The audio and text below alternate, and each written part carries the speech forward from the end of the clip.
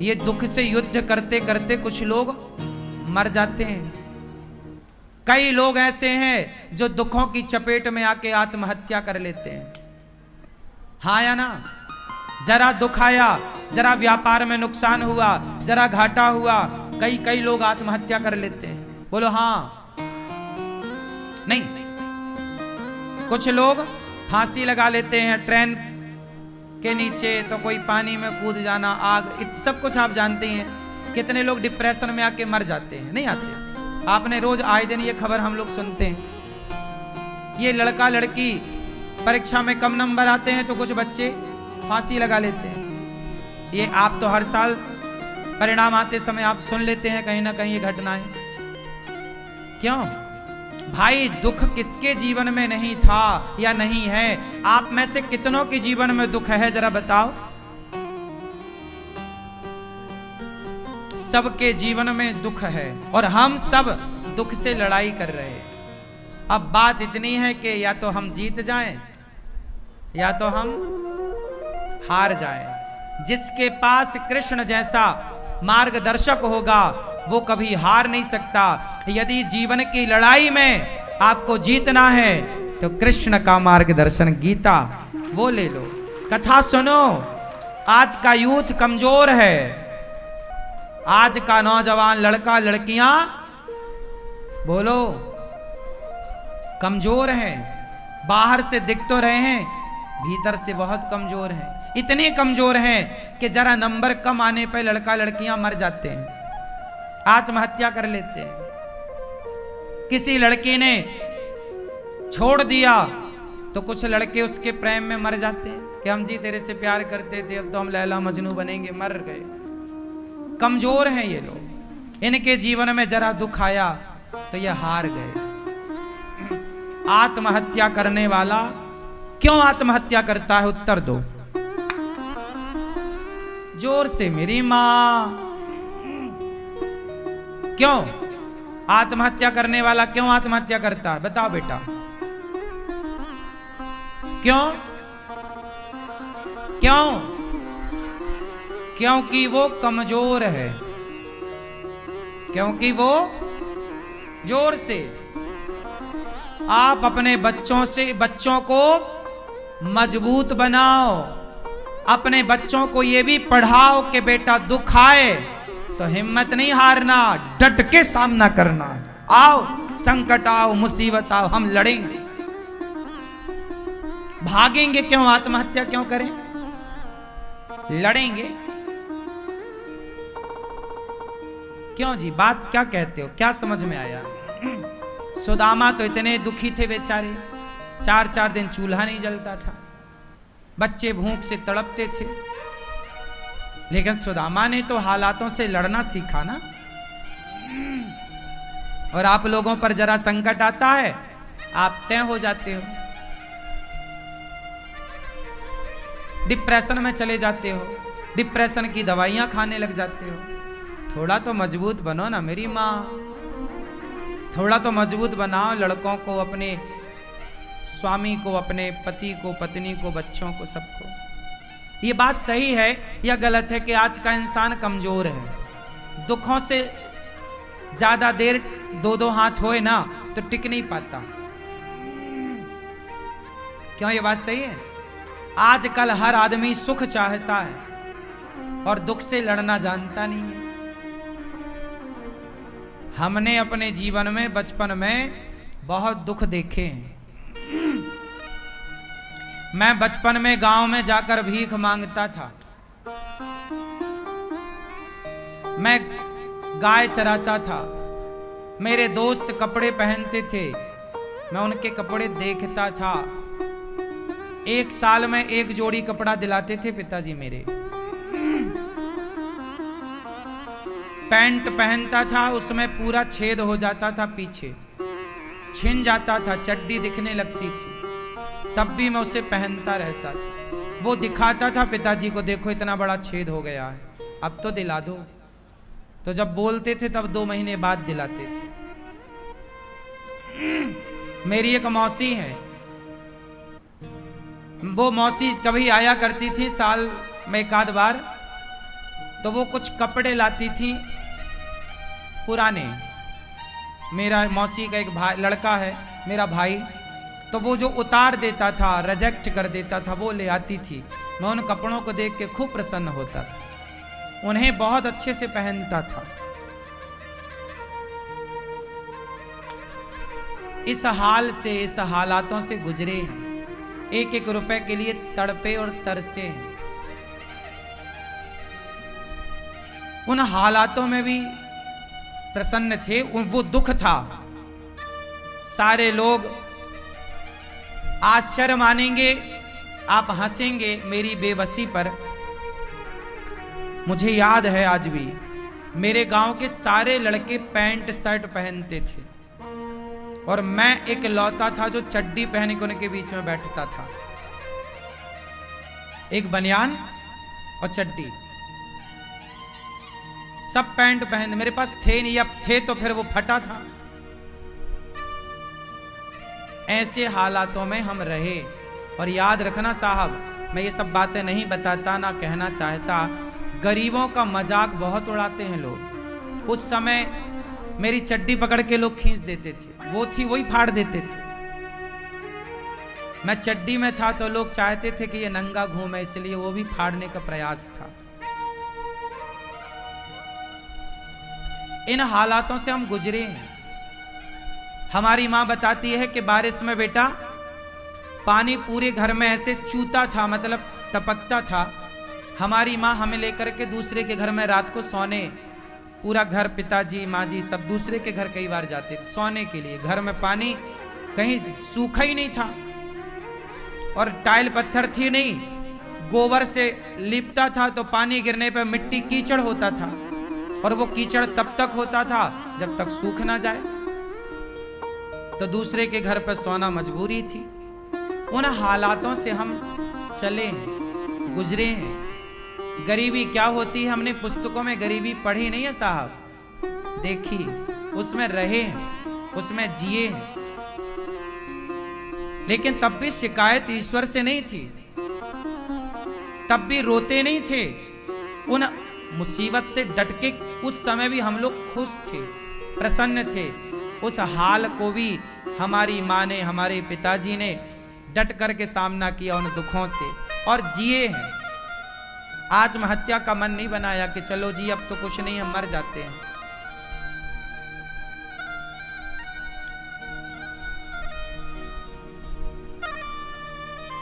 इस तरह हाल था। मैं आपको एक वाक्य आज पहली बार आपको बताऊं।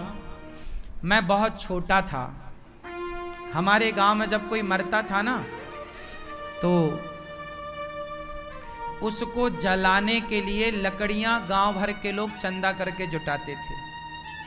ये परंपरा रही है पहले कि जब कोई मर जाता था तो सब लोग ना अपने घर के बाहर दो दो लकड़ी मोटी मोटी रख दिया करते थे, तो वो ले जाया करते थे और चिता पे फिर उसको जलाते थे। मतलब इस तरह आलम था कि जब कोई मरता था तो उसको जलाने के लिए लकड़ियों का भी चंदा होता था, मतलब सबसे मांगी जाती थी।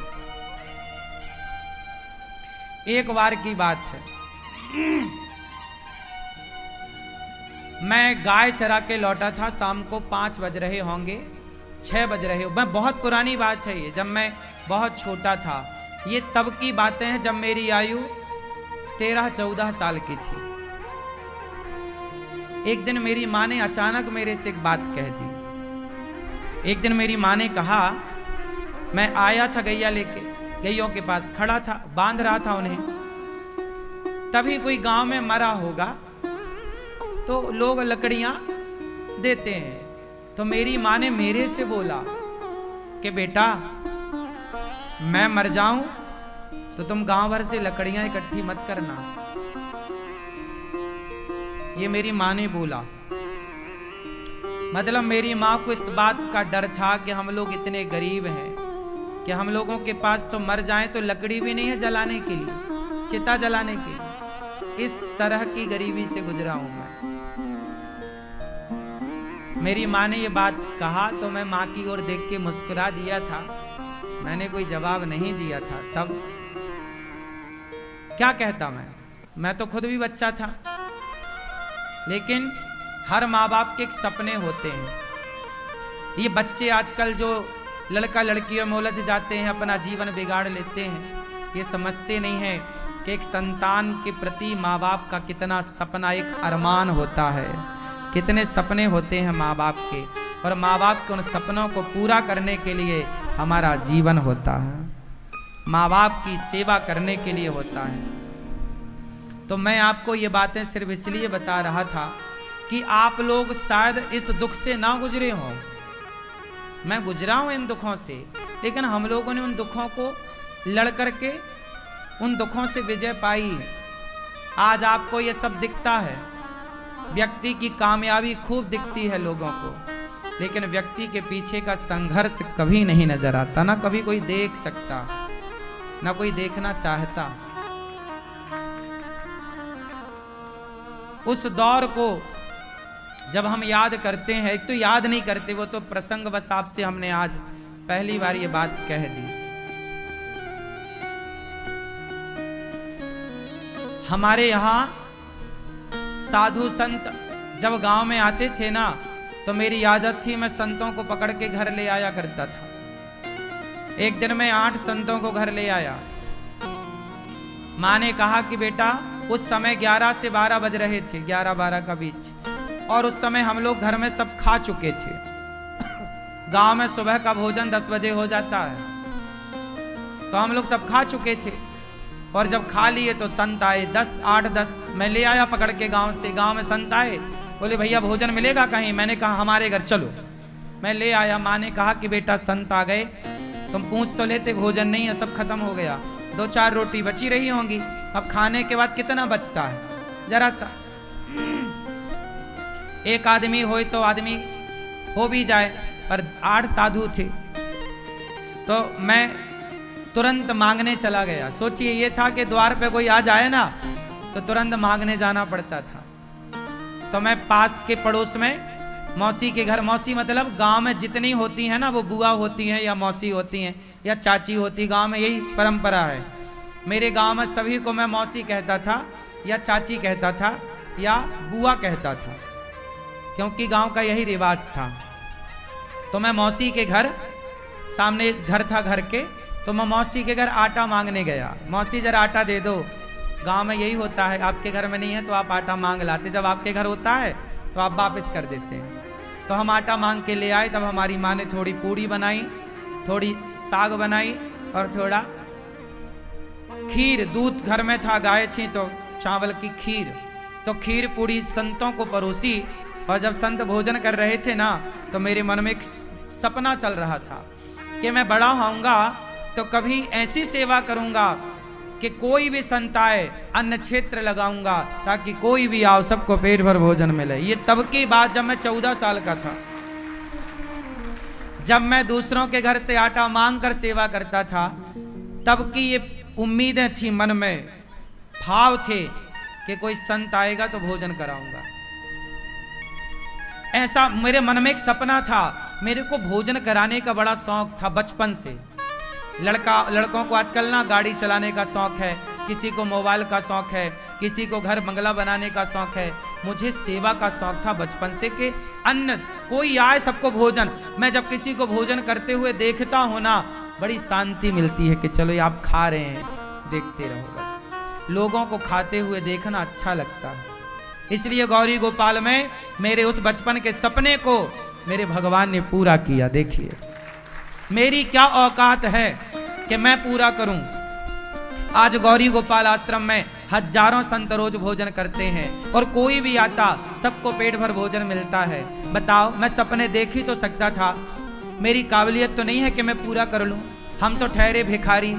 क्या औकात थी हमारी, क्या औकात है हमारी, क्या हैसियत है। लेकिन कहते हैं ना, विश्वास रखिए भगवान पर। देर लगती है ईश्वर के घर, अंधेर नहीं है साहब। ईश्वर के घर देर है, अंधेर नहीं है। वो सबके दिन देख रहे हैं, वो सबके दिन देख रहे हैं। आज बुरा है तो कल अच्छा भी होगा, और आज अच्छा है तो घमंड ना करिए, सबकी भलाई करिए तो और अच्छा होगा। पर यदि आपने रुतबा दिखाया जरा धन दौलत का, तो पलटते देर नहीं लगती साहब। मैंने कितने करोड़पतियों को रोडपति बनते देखा है इन्हीं आंखों से। मेरी आयु 33 साल है साहब, मेरी माँ, लेकिन इस कम उम्र में भी मैंने जितना संसार देखा है, शायद आज का यूथ, आज का बच्चा इतना नहीं देख पाएगा। जो जितना संघर्ष करता है ना, वो उतना मजबूत होता है।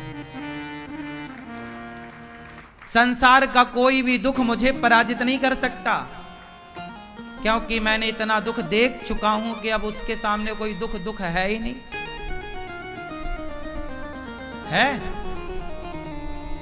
इसलिए दुखों से अगर चोट खाई ना होती तो कन्हैया तेरी याद हमें आई ना होती। आज प्रभु याद हैं तो शायद इसलिए कि दुखों से गुजरे हैं। इसलिए भगवान करें आप कभी दुखी ना हो, आपकी कभी स्थिति प्रतिकूल ना हो। भगवान आप सबको धन धान्य से भरें। लेकिन एक बात कहूं, कभी धन का घमंड ना करना साहब। 4 पैसे हैं तो ईश्वर ने कृपा करके आपको दिए, समाज की सेवा के लिए, दीन दुखियों की सेवा के लिए, घमंड के लिए नहीं दिए। घमंड तो रावण का नहीं चला, जिसकी लंका सोने की थी, तुम्हारे घर तो माटी के है ना। मेरा मन कर रहा मैं थोड़ा रो लूं, पर अभी समय नहीं है रोने का, फिर कभी रोएंगे, है ना।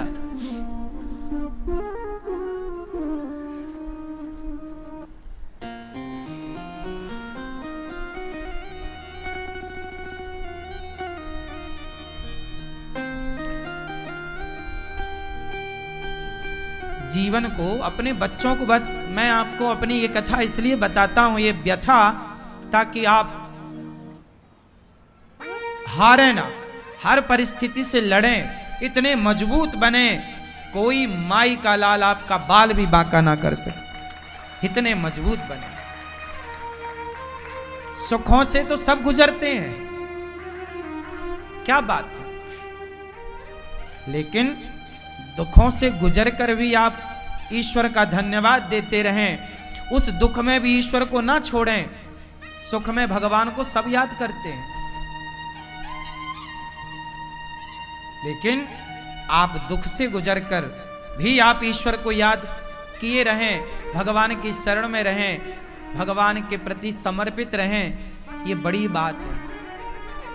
कभी घमंड ना करना भैया, बहुत जिम्मेदारी से मैं ये बात कह रहा हूं आपको। जो कुछ है वो ईश्वर का दिया प्रसाद है, मेरे बाप की बफौती कुछ भी नहीं है। जो कुछ हमारे पास है वो ईश्वर का दिया प्रसाद है। इसलिए उस प्रसाद को समाज की सेवा में लगाओ। भला करने से आपका भला होगा। पैसा कमाना, मैं बहुत पैसा कमा लूं, क्या करूंगा पैसे? मैं खुद सोचता हूं मैं करूंगा क्या पैसे का। मैं पैसा उतना ही आप लोगों से मांगता हूं जितने की जरूरत है। गौरी गोपाल आश्रम में वृद्ध माताएं रहती हैं, 285 माएं हैं। इन माओं की सेवा मैं क्यों करता हूं? मैं पांव क्यों दबाता हूं माओं के? आज तक किसी आपको आपने सुना कि कोई वृद्धाश्रम खोल के उन माओं के पांव दबा रहा हो? गौरी गोपाल आश्रम में यह दास सबके पांव दबाता है माओं के। क्यों? मुझे पता है कि जब अपने ठुकराते हैं ना तो पीड़ा क्या होती है। इन माओं की पीड़ा मैं जानता हूं, क्योंकि मैं उस पीड़ा से गुजरा हूं। खग जाने खग ही की भाषा, जिसके पैरों में बिमाई फटी ही नहीं वो पीर पराई क्या जाने, और जिसने बेटी को जन्म दिया ही नहीं वो बेटी की विदाई क्या जाने, है ना। मैं जानता हूं कि जब आप घर से बेघर होते हैं तो आपका दर्द क्या होता है। मेरे साथ ये भी घट चुका है। मैं जब छोटा था तो मेरे पिताजी मंदिर में पूजा करते थे, तो जिनका मंदिर था हम लोग उनके मंदिर में रहते थे। उन लोगों ने हम लोगों को सावन के महीने में निकाल दिया। चलो, उस समय हम लोगों के पास रहने का घर नहीं था। पिताजी ने बोला कि बारिश तो निकल जाने दो, फिर चले जाएंगे। नहीं नहीं, अभी नहीं निकले तो सामान सड़क में फेंक दिया। कैमरा नहीं था उस टाइम पर, लेकिन आंखों ने वो सब कैप्चर कर रखा है, सब कुछ। कुछ कुछ याद है कि कैसे वो सामान फेंक रहे थे, कैसे सामान बाहर पड़ा था। हम लोग निकल गए, बेघर हो गए। कुछ दिन किसी के घर रहे, किसी और मंदिर में सेवा की। फिर 20,000 रुपए का घर बनाया था पिताजी ने। इंदिरा आवास योजना का पैसा निकलता था ना, सरकार देती थी घर बनाने का, जिसमें 20,000 मिलता था तो 5,000 घूस देनी पड़ती थी, 15,000 हाथ आता था। उसमें फिर पिताजी ने एक घर बनाया छोटा। अब 15,000 का घर कैसा, वो उस घर में हम लोग ईंट ही ईंट, प्लास्टर नहीं था उसमें, माटी की चिनाई थी, सीमेंट की चिनाई नहीं, माटी की, और कोई प्लास्टर नहीं था, छपाई नहीं थी। उसमें रहे वर्षों तक। फिर तो बेघर क्या होता है, आजकल बेटा अपनी मां को घर से निकाल देता है, ना निकालता तो वृद्धाश्रम में माताएं क्यों होती। वो बेघर माओ का दर्द शायद आप में से कोई जाने ना जाने। मैं बेघर हो चुका था बचपन में एक बार, तो मैं जानता हूं कि बेघर होने की पीड़ा क्या है। इसलिए मैं उन बेघर माओ के लिए आपसे कहता हूं कि एक घर बन रहा है वृद्ध माओ के लिए। ये गौरी गोपाल आश्रम का निर्माण हो रहा है। ये घर किसके लिए, वृद्ध माओ के लिए बन रहा है। तो उन बेघर माओ के लिए आप एक छोटा सा घर बनाने का सहयोग करिए। इसलिए बोलता हूं कि थोड़ा थोड़ा दान करिए, सहयोग करिए, क्योंकि आप सबके दान से गौरी गोपाल आश्रम में 285 माओं की सेवा होती है। उनका रहना खाना सब कुछ। 150 बच्चे पढ़ते हैं गौरी गोपाल गुरुकुल में, गरीब परिवार के बच्चे हैं। वो उनका रहना खाना पढ़ना लिखना सब फ्री, वो पढ़ते हैं। गौरी गोपाल जी की रसोई अखंड चलती। आप में से कितने लोगों ने प्रसादी पाई गौरी गोपाल जी की रसोई में? सबने पाई। प्रसाद अच्छा था? अच्छा था। यही सेवा है। मेरे काम करने से, मेरे भीख मांगने से इतनी सारी सेवाएं होती हैं। इसलिए मुझे लगता है कि मैं आपके द्वारा मांग कर, देखो मेरी कोई फैक्ट्री नहीं है, ना कोई बिजनेस ना व्यापार। बिजनेस व्यापार करने का कोई मन नहीं है कि अब पैसे का करेंगे क्या। मैं पैसे जोड़ के क्या करूंगा बताओ। मेरा अपना, मैं तो अपने लिए घर भी नहीं बनाया आज तक। 9x12 का कमरा है, चल के चेक कर लेना, आप सब देख सकते हैं, जिसमें मैं रहता हूं। जिस कमरे में माताएं रहती हैं ना, जैसी कमरे में व्यवस्था, जिस कमरे में माताएं, उनसे भी एक छोटा सा कमरा है जहां हम रहते हैं। ठाकुर जी और हम दोनों ही रहते हैं, हमारे कन्हैया और हम। आप चेक कर लेना। मैं किसी को मैं असत्य नहीं कहता। जितना करता हूं, जो कहता हूं वही कहता हूं। मैं झूठ बोलने से बचता हूं। झूठ बोल के पाऊंगा क्या, फायदा क्या होगा।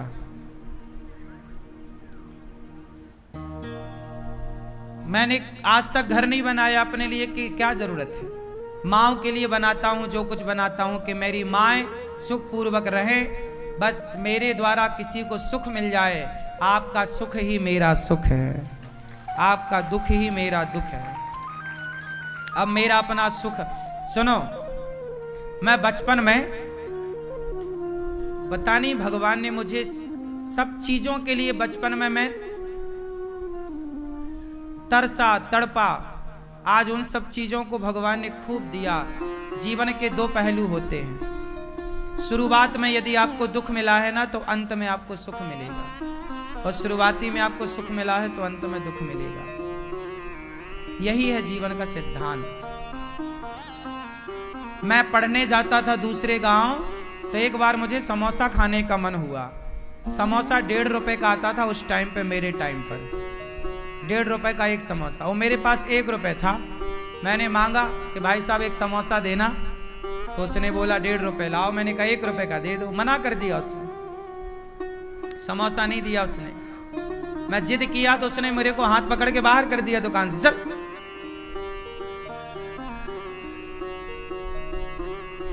ऐसे एक एक चीज के लिए तरसना पड़ता था, लेकिन तब भी खुश, आज भी खुश।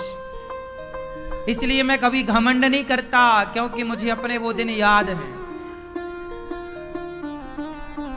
मुझे अपने वो सारे दिन, घमंड किस बात का करूं, घमंड नहीं करता। जो है वो प्रभु ने सेवा के लिए दिया है। इसलिए मेरा प्रत्येक क्षण, समय और आपका दिया एक एक रुपया सेवा में ही खर्च होता है।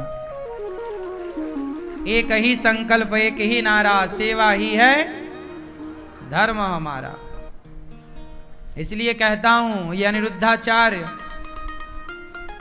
आप सबकी माओ की सेवा के लिए कुछ मांगे ना, कि माओ को आश्रम बना रहे हैं, माओ के लिए कमरे बनाना है, पलंग खरीदना, गद्दे खरीदना, 250 से अधिक माएँ हैं, तो भैया लगता है ना, पैसा तो लगेगा। आपसे मांगता हूं, मना मत किया करो। कोई मैं अपने लिए नहीं मांगता। आपका धन जब सेवा में लगेगा तो आपको वह धन कई गुना बढ़कर ही वापस मिलेगा। मैं गांव में जब भीख मांगता था ना, तो जिनके घर में भीख मांगता था आज वो लोग बड़े खुश हैं। आज वो सबसे कहते हैं खुशी से, मुझे गांव में लोग, मेरा नाम गांव का अन्नू है। क्या नाम है मेरा गांव का? ANNU, अन्नू। तो गांव के लोग आज भी हमारे खुशी से बताते हैं कि अन्नू पंडित जी हमारे यहाँ भिक्षा मांगने आते थे। तो आज भी मैं जिन जिन के यहाँ भिक्षा मांगने गया, सच बताऊं आज वो सब संपन्न है। भगवान की खूब कृपा है। जब आप देते हैं तो भगवान आपको भी भर भर के देते हैं। और मैं अपने गांव के लोगों का बहुत ऋणी हूँ, सदा ऋणी रहूंगा कि उन लोगों ने मेरी झोली में भिक्षा दी, क्योंकि वो ना देते तो हम भूखे ही रहते। इसलिए मैं एहसान नहीं भूलता। मैं हर उस व्यक्ति का एहसान मानता हूं जो मुझे एक मुट्ठी चावल भी कभी दिया था भीख में। नमक के 4 ढेले भी किसी ने दिए होंगे तो मैं उसका धन्यवाद ही करता हूं। इसलिए आप लोग